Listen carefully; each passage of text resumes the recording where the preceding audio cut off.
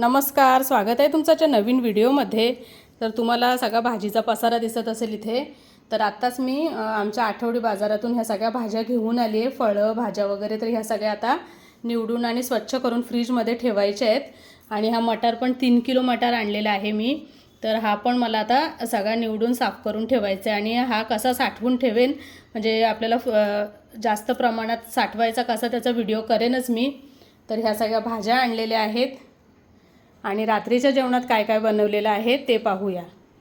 तर आज जेवायला जास्त कोण नव्हतं म्हणून थोडक्यातच सगळं आवरलेलं आहे।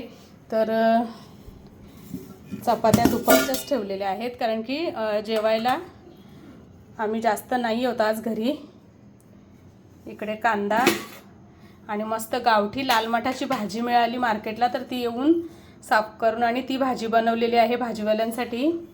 आणि मस्त बोंबल्या तळलेल्या आहेत, ह्या सुक्या बोंबल्या, मिरची आणि भरपूर लसूण घालून फक्त मीठ घालून ह्या तळलेल्या आहेत। तर असं आजचं रात्रीचं जेवण आहे, एकदम साधं सिंपल।